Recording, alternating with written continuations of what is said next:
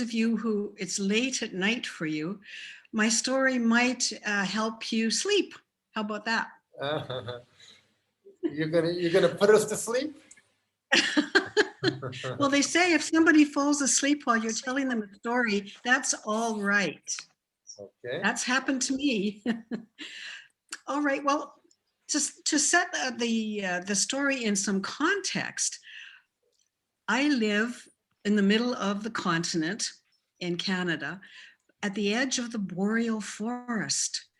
And the boreal forest is a place full of streams and lakes. Oh, can you put it down lower? I'm listening to something. Excuse me a second. I'm having to mute Okay. people. Somehow people get off. They unmute themselves. I don't understand how they Yeah, do it. Actually, I apologize, Mary. Please that's okay. start from the beginning. From the beginning. Okay. All I was going to say was I live near the edge of the boreal forest on a farm, and the boreal forest, not very many people live in that area of Canada, even though it covers almost half of Canada. But it's full of lakes and streams and animals and rocks and trees. And in the winter, like it is now, all of the rivers and the lakes freeze. And so you can walk on them, you can snowshoe on them, or ski, or go in your snowmobile. Now, my story is about a man who lived in a little village with his wife and 3 children just at the edge of one of those boreal lakes. He was a hunter and a trapper. Now, he loved going into the bush because that's what we call the forest, the bush. But he also loved every night when he was home telling his children bedtime stories. And of course, he would tell them stories like Little Red Riding Hood, and he would be the wolf, and he would have them say, but what big ears you have, all the better to hear you with, and what big mouth you have, all the better to eat you with. And then his children would cower under the covers and giggle, and everything was fun. Now, his life changed though one day. It was a beautiful sunny winter day. And he said to his wife, I'm just going to go across the lake on the snowmobile, because it's the middle of winter, and I'm going to check my trap lines. And well, I just need to get out and about. It's a beautiful day, crisp, and the snow is glistening under the sunshine. So off he went. I'll be home for supper. He crossed the lake in the snowmobile, and into the bush he went along a familiar trail. He was a very confident hunter and bushman. And as he proceeded, the weather began to change.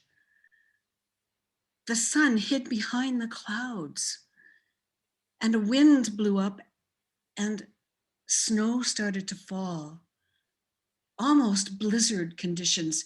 He had no foreseeing of this. Everything looked good when he left home, but he had crossed the lake and he had gone into the bush, so he was in a different place. Pretty soon, I have to tell you, he was lost. He tried turning around and going back, thinking, well, any minute now I should see the lake, and I'll get my bearings and I'll know where I am. But even though he turned the snowmobile around, nothing looked familiar. And the snow was falling so thickly, he couldn't even see where he was. And then his snowmobile just stopped, just like that. It was out of gas. Oh no. Why didn't I check that before I left home? There was nothing he could do but just sit in his snowmobile, and he called out, help!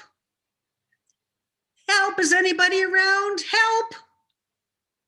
But of course he was all alone in the bush.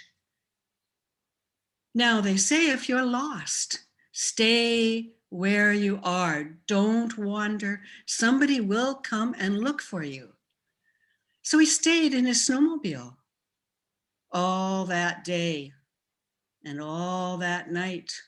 Now he was dressed warmly, but come the morning, he was cold and hungry and tired. And no one had come for him. And he thought, well, surely when I didn't come home for supper, my wife, well, she would have got the Mounties, the RCMP, or some of the neighbors to come out in their snowmobiles and look for me.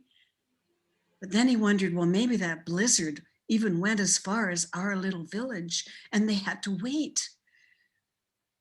Round about the middle of that second day, he was sitting in his snowmobile all alone when he heard the snap of a branch, and the hair on the back of his neck rose up because he knew he was not alone anymore. He looked around. The snow had stopped falling, and there in the silence, he saw a pair of eyes looking at him. It was a large gray wolf. It just stood there and stared at him. It was close, but it never came any closer. It just stood and stared at him. And then it turned around and walked into the bush. Well, that was a close call, he thought. It was a bit of a fright there. But then a little while later, the wolf came back, stood in exactly the same place, and stared at the man, but came no closer. And stared, and then turned around and left him and walked into the bush again. This time, the hunter felt lonely.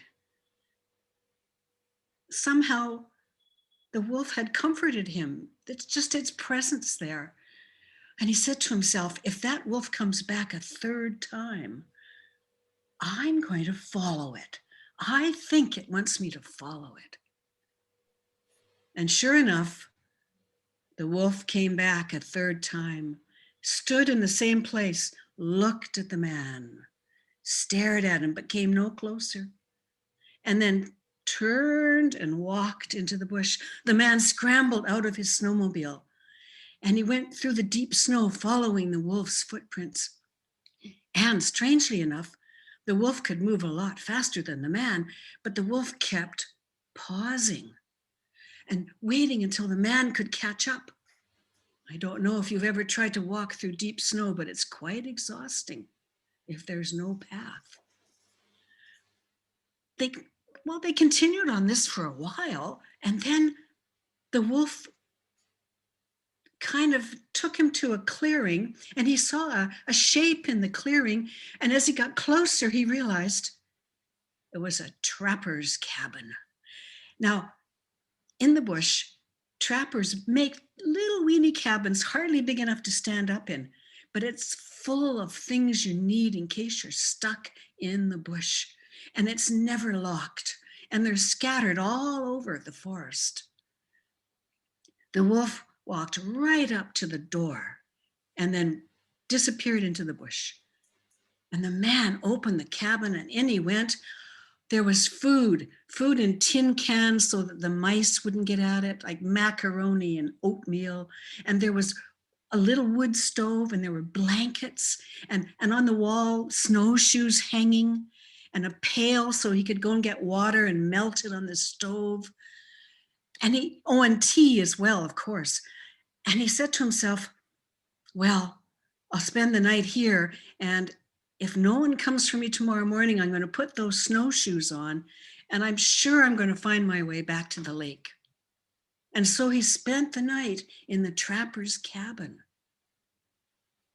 And in the morning, he heard the sound of snowmobiles. It was the Mounties, the RCMP, that his wife had sent, and they had come and found him. Well, he was relieved to see them, but he said to them, did you happen to see a large gray wolf? No, they said, but there's tracks. leading off into the bush over there, just at the edge of the trapper's cabin. Why do you ask? Oh, no reason, said the man. Well, they brought him home and then they towed his snowmobile home. And now, being a hunter, he vowed he would never again hunt another wolf in his life. And now at night, when his children were lying in bed waiting for a story, he always told them that one about how the large gray wolf saved his life when he was lost in the bush.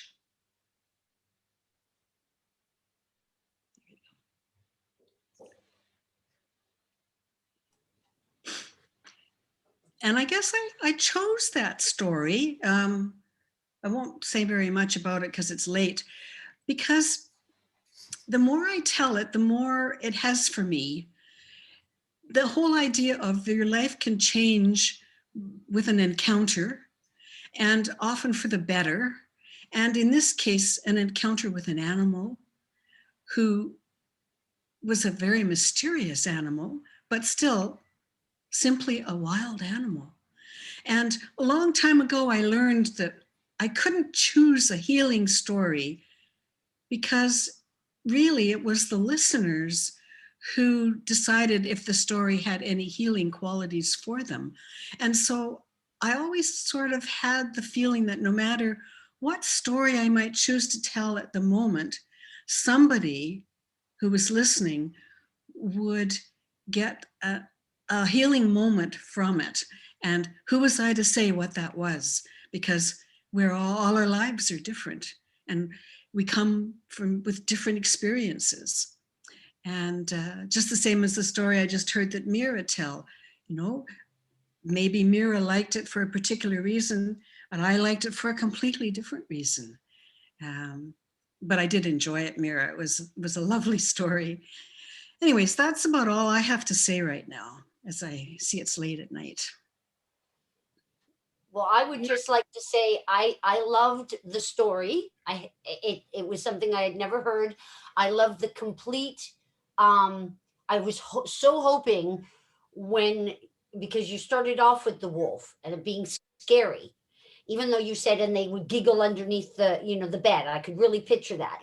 But in the end, because of his experience being changed, that the wolf, and I was so happy that you did bring it back, that the wolf had a whole different meaning, and that now his children have shifted their understanding of wolves. Okay. So, like, his encounter has also shifted a whole other generation. Mhm. But I love the little nuances like that giggling under the blankets. And then, oh, of course, tea, right? Because I'm a teetotaler. So I can't imagine that a cabin, even if it's rustic, would not have tea. So the reason I love that is because it brought me to some joy, like unexpected joy. And it was a moment of spontaneity for you, so when you add those nuances of yourself in it, the story so comes alive. I mean, I love the way you pieced it together, but it's those little moments of spontaneity that just add such a richness in the listening. Thank you.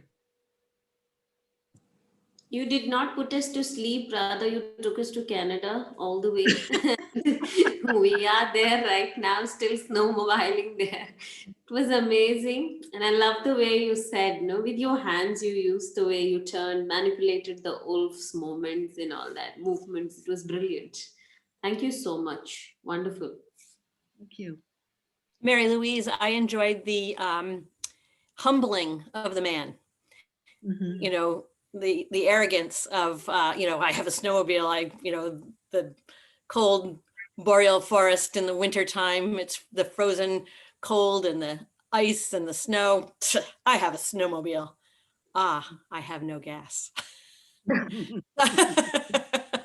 So that humbling, and then to accept the help of the wolf, even though it took him 2 days, right, to finally say, Mhm. maybe this wolf is trying to help me. It was truly, we often are so full of ourselves and we can do it all alone and we don't need any help until we come to that moment where yeah, maybe I do need help. Mhm, mhm. I was worried about the wolf. I thought the wolf was going to get other wolves. Yes, yes. It turns out he was a good wolf. Yeah, Yeah, yeah. Mary, The story and the way you told it was just so clear. good. I wanted to ask something, Mary. I mean, did you deliberately, thought of making the wolf a good character, or Um, no, not deliberately. My experience with wolves is it's neutral. They're only good or bad as we see them. They're wild animals, but this story actually was a very short little line in a newspaper um, from the boreal forest, from a place called Cross Lake, which isn't little. It's far from where I live, but it's still in the woods. And the man actually was rescued, lost, and said a wolf led him to a cabin. And that was the nub of the story. And I've just over the years thought, well, I wonder, could I make him have a family? And why did he go into the woods? It was a very short little newspaper story, but it was so true to where I live that I just started telling it as a story, and it's just grown with every telling. yeah, because I found it very interesting. It so happened that last month I saw a documentary made by Mumbai Museum saying Mm. that wolves were actually being prayed and worshipped long Mm. long years ago. If you see, Mm. like Remus and all, if you know the Greek history, Roman history, Mhm. so the wolves were the ones who were treated at par with human beings. They were not being looked upon as threateners, Yeah, someone. yeah. So that is how I felt that that's very interesting, that we are the ones who have made them big bad wolves, but they were Mm. not, once upon a time they were not so. So very Mhm. good. Yeah, I loved it. Thank you. that's beautifully told, Mary. It was a Thank you. wonderfully told story. In fact, I like the small emotional connect that he gets with the wolf when you mentioned that he was scared of the wolf the first day, but the following day, when he did not see it, he started to think if he might see it. So that small connect with the wolf, Mhm. very nicely put. And Mhm. finally, it's so ironical that the thing that he was apprehensive about led him to safety. True.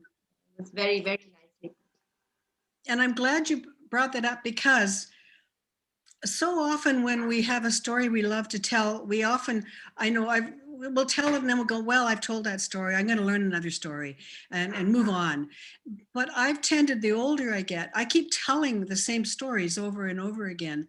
And maybe it might have been the 10th time I told that wolf story, I realized, yes, he's going to feel alone when the wolf leaves. It didn't come right away, but it came with getting deeper and deeper into the same story and not being afraid to keep telling it. So um, it would just be some of my experience that I would pass on is keep telling the stories that you love. Don't just go deeper and deeper into them, and then they'll start telling you things. Right. And yeah.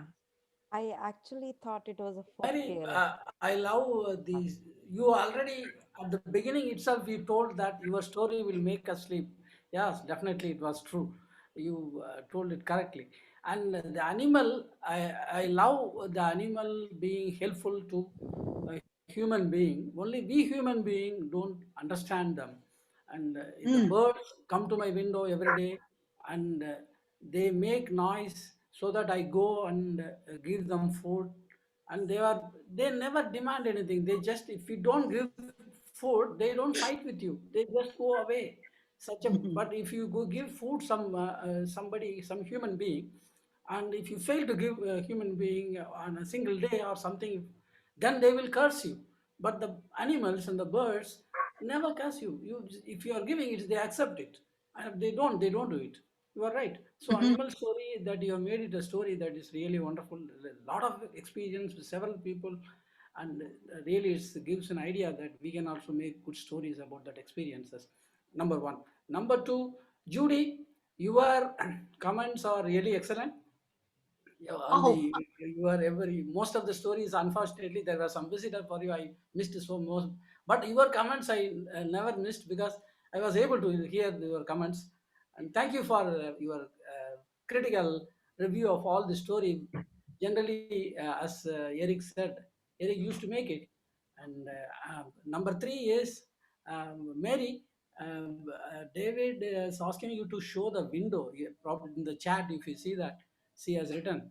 And Eric, thank you very much for conducting this non-stop 30, I mean more than for 40 hours or 50 No, hours. no, 27. Beautiful. We can see the snow. Yes. oh wow. Oh, Very It's, good. it's 35 below here. Hmm. Oh, 35 below. Yes. Wow. that's cold.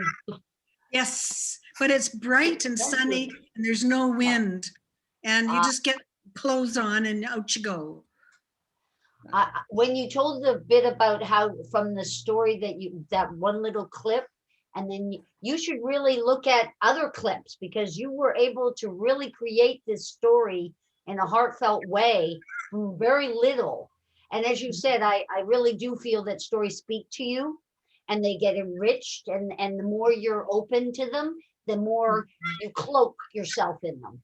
It's, you know, you can't tell the difference of where you begin and they end. You know, Mm. Mm. But it's Okay. something that anybody can do. If you find something, a nub of a story that you like, just work with it. Let it live with you. Sure. but that was really surprising. Like I had thought there was a real, like when you had told that story, the detail, how clear it was. So your understanding of where you live is very clear because you were able to immerse from that little bit of a story Mm. your world that you live in and make it part of that. But that's a gift. That really is. Mm. Thank you, Eric, for Okay. arranging such a wonderful. I'm Geeta from Coimbatore, India. Yes. And the last story, as she was mentioning, that it will make us to sleep. But Hmm. Mary, no. And it still kept us awake and had a lot of thought processes going on in our mind now. And this is the first time I'm experiencing this Chennai Storytelling Festival. I'm so proud to be the part of this program. I'm enjoying every bit of it. You won't believe. And hours together, sitting hours together and listening story after story. And I never felt bored. And actually, everyone had a unique way of presenting the stories. And it was a great experience, and not only an experience, it was a great learning for us. And thank you, Judy, for the valuable feedback, whatever you are giving, it's a learning process for us. And my sincere thanks to Eric. Good night. Okay, so hope to see some of you next weekend. Yeah. I was just going to say, Geeta, Yes. Yeah. Geeta, maybe when you go to sleep, you will go to sleep in your bed, but you'll dream that you're in a hunter's lodge with the snow of the boreal forest all around you. Very good. Nice and cozy. Okay. And I just take this opportunity to thank David also, because I used one of his story, Fatima, for in a different this one for a different aspect in my school where I am working as an educational officer. How interesting, Geeta. That's Yeah. the story. That's the story that my Fatima workshop. story. Yes. That's the story my yes. workshop will be That's a looking great- at in the week yes. after next. So do join the workshop. It was a great story. I learned it from you. Thank you. Okay. See you soon. Wonderful stories. And Wonderful. Bye-bye. good night, everyone. Bye-bye. Bye-bye. Stay safe and well. yeah. Bye, Eric. Good night. Thank you, everyone. Thank Thank you, you. everyone. Thank you, Eric. Thank you. Thank Good you, night. Eric. Thank you. Thank you, Eric. Thank you. Goodbye. Thanks, Eric. Rest well.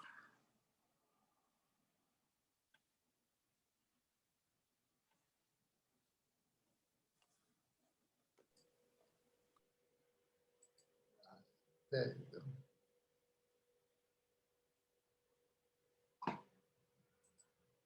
go. Thank you so much. Good night. Thank you, Eric.